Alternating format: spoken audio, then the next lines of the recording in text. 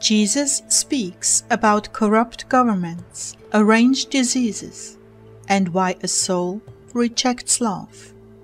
May 16, 2016. Words from Jesus to Sister Clare, spoken by Jackie. Clare began. The Lord's aching heart is calling out to us today, Heartdwellers. He's with us, and He's sharing His burden with His bride. Lord, You have held me so tenderly and let me into Your heart. Your pain is so intense. It is a profound aching and longing to love those who have rejected You. Jesus began. My heart is Yours, Clare. It is Your abode, Your dwelling place, Your eternal place of rest and joy, transforming you from glory to glory, always moving upward like the flames of fire consuming all the dross, and moving upward perpetually. My heart is a furnace for all of mankind. It is at times a place of torment when I see so many rejecting my love and going the way of perdition. If only they could experience Your love, Lord. I have tried, but the pain of my light and my love is excruciating, and they turn away from it. But how does that happen? How can that be? Your love is so warm and comforting, secure, reassuring, and oh so very sweet. How can they turn away? Truly, I don't understand it.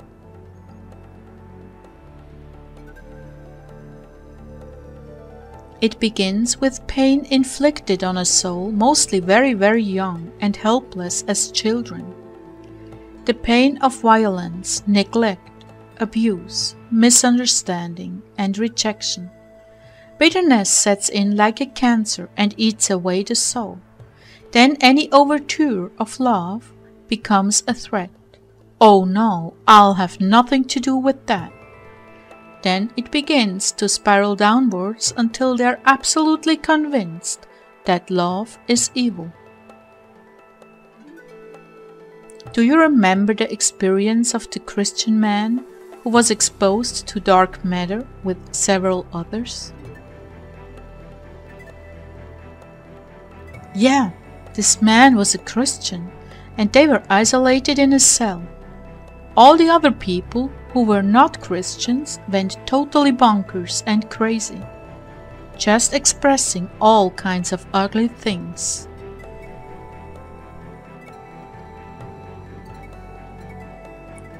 He was the only one who could control himself, and at that only by focusing on me the entire time, with superhuman effort, which of course was my grace.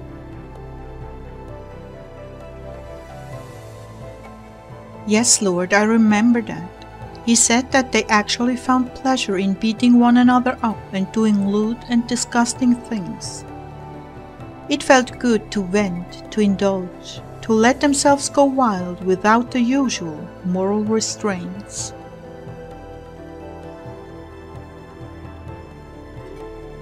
Well, what I'm saying here, there is relief in violence. There's a catharsis. All those years of not being able to lash back at injustices, real or merely perceived, many times inspired by demonic entities, fueling lies to build the emotions to boiling with nowhere to exit, just getting shoved and shoved and shoved deeper down and bottled up in the soulish realm.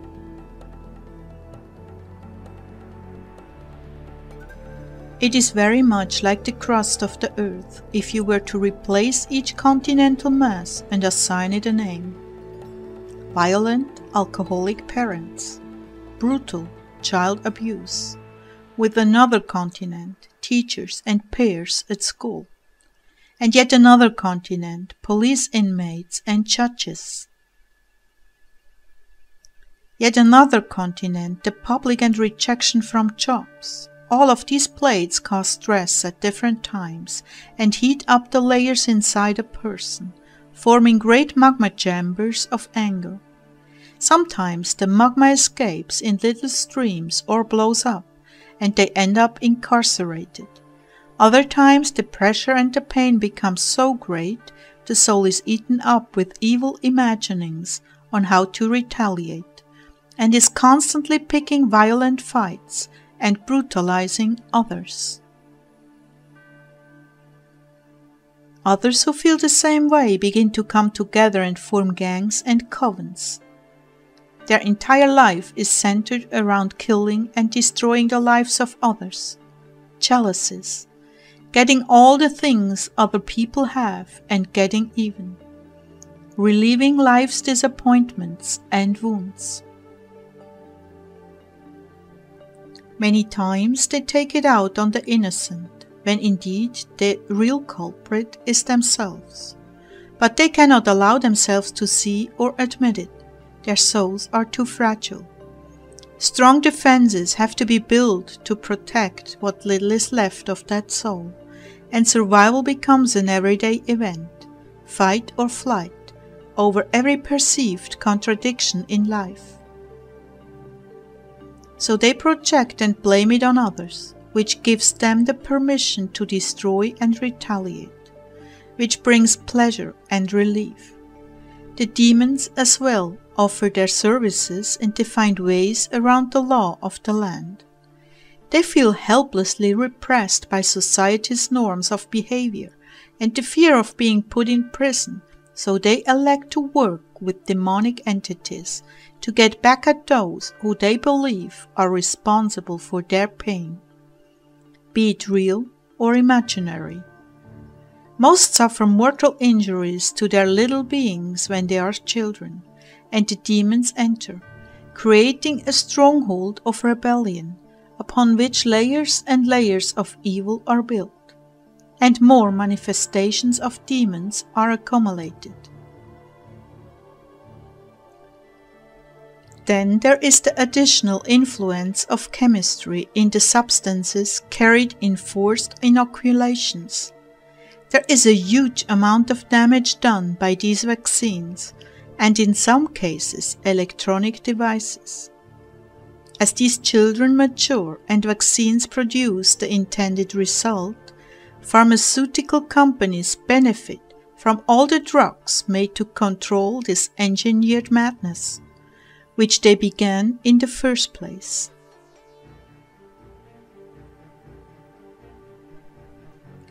These are done en masse, so that an entire generation comes forward that is hell-bent on death and destruction. This is the generation of the young people now in this age. It takes every moral fiber to resist finding a violent or drug-related outlet for repressed feelings. That is why so many children are committing suicide, whether intended or accidental, from drug overdoses. I have much mercy and compassion on them. Oh Clare, it is truly tragic what has been done by the elites. The end result in these days is a culture of death and destruction, and when the appropriate time comes, mankind will be set aflame with dark matter and demonic manifestations such as have never been seen. Even now it is on the increase. The way has been opened for this into the human psyche through electronic devices, media, chemicals, and demonic portals, as well as deliberately engineered electromagnetic anomalies aligned with dark matter. Nonetheless, I approach every soul with a way out of the loop of violent retaliation. It is their choice to fall in with demons or fall in with me. The issue is many times the relief of repressed feelings, rejection, helplessness, hopelessness, and injustice. Any escape is relief to their tormented feelings. And I just thought of this. I'm sure this includes suicide bombers as well. They are offered such outrageous rewards, and it gives them a form of escape, an honorable form of escape to their understanding.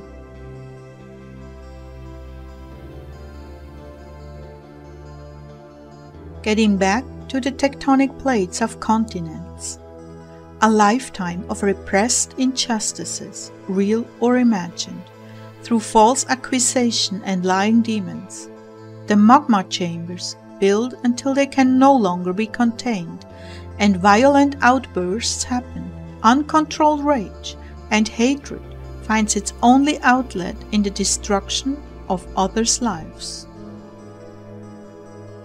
Even in highly controlled demonic ceremonies and torture, there is a powerful chemical attraction to evil, and the demon entities manipulate that through electric blanketing. It is addictive and highly satisfying to those who have been drawn into this darkness. It is their outlet and release from repressed feelings.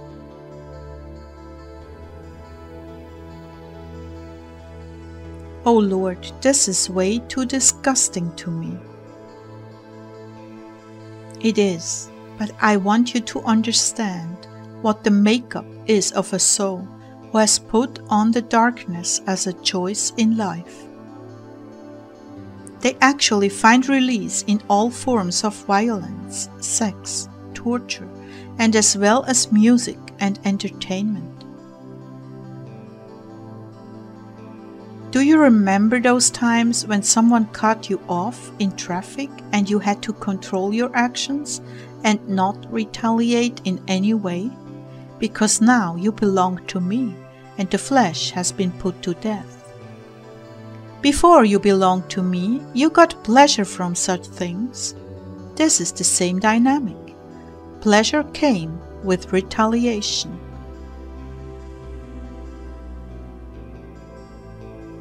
I tell you these things, my people, because your prayers must be very serious and enduring to bring one out of this prison.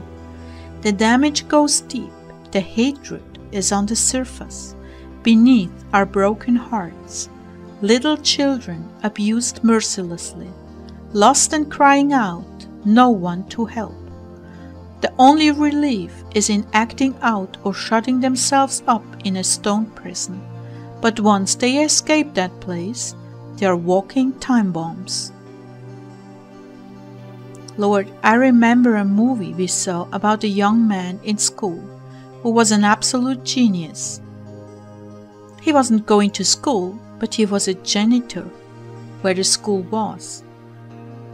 He solved the most outrageous mathematical problems and wrote the solutions on the blackboards.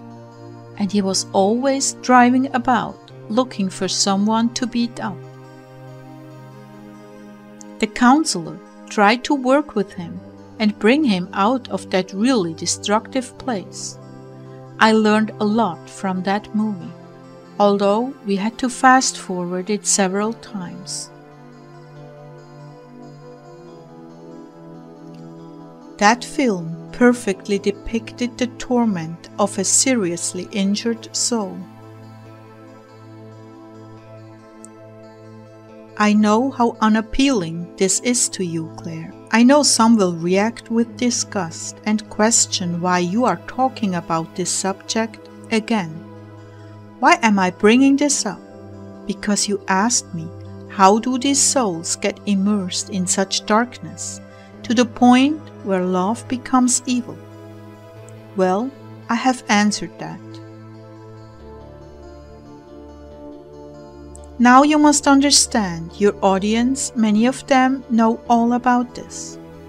There are those with children who went astray, and to this day they don't understand why. They gave them a good home. How could they turn out this way?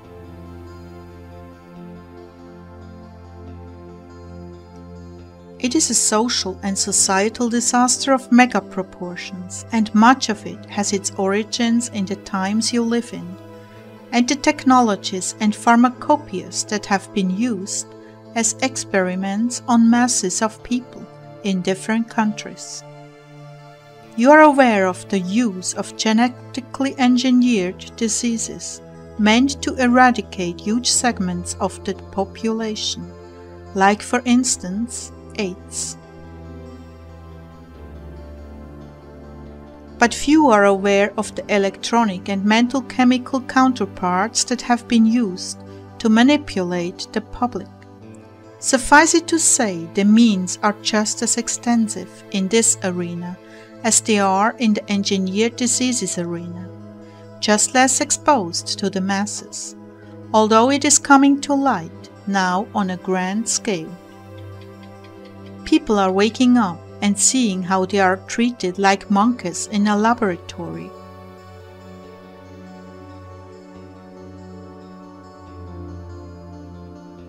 Now for the good news. I have come to dispel the works of darkness. I have come to redeem mankind. When a soul turns to me, I begin to destroy the webs of darkness that have controlled their behavior in the past. My grace overwhelms the soul and begins the process of healing. With just a simple admission of sin and crying out for my help, I step in with generous portions of grace to overturn the electronic and chemical strongholds and behavioral strongholds that have provoked these behaviors. You do not serve people, Clare. Stop fussing about how some will react to this. You serve me, and I wish that my people not perish for lack of knowledge.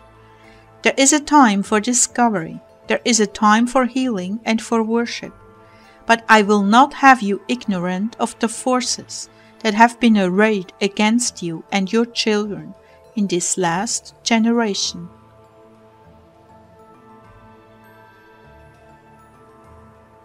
And I declare to you all, my power is perfected in your weakness. No weapon formed against you will prosper. Even if you should lose your body, you will not lose your soul. But I'm telling you these things because many of you walk around in blinding guilt that you failed as a parent. You are with all kinds of sicknesses brought about by corrupt governments. You are so far down into condemnation that you view your life as a total waste.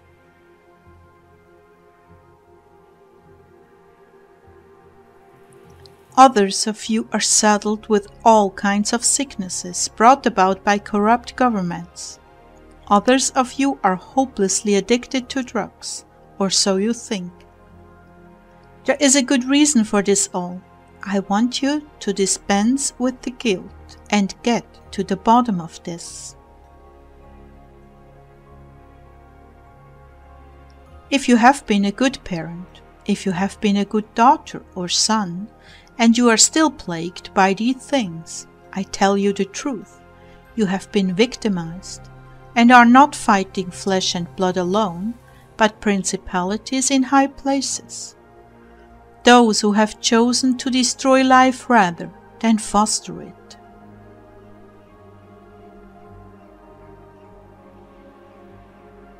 And nothing can oppose my grace when you give your life to me. None of these things will be allowed to dominate your life when you turn it over to me 100%.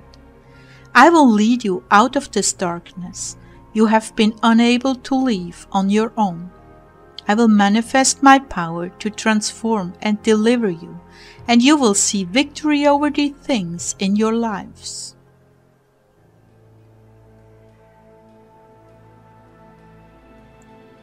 I will deliver you from evil and establish you in my house, members of my royal family, and you will become sons and daughters of the Most High, who overcame all obstacles on earth through my power.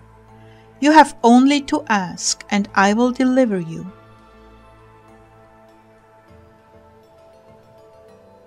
You will not have to submit your lives to any human, because I will lead in the way you should go. I will teach you. My word will finally become living as you read it, and from top to bottom will reconstruct your very DNA. I only ask one thing of you. Ask me into your lives. Make the commitment to give me full control of your life and obey me as I lead you. I will make the pathway straight, but you must turn and be resolved never to return to your former way of life. My power living in you will do all the rest. What do you say? Isn't it worth a try? Only hours ago, some of you were about to end your lives. Rather than throwing it on the trash heap, give it to me. Then watch what I do with it. You will become a totally new creation. You will come to love love.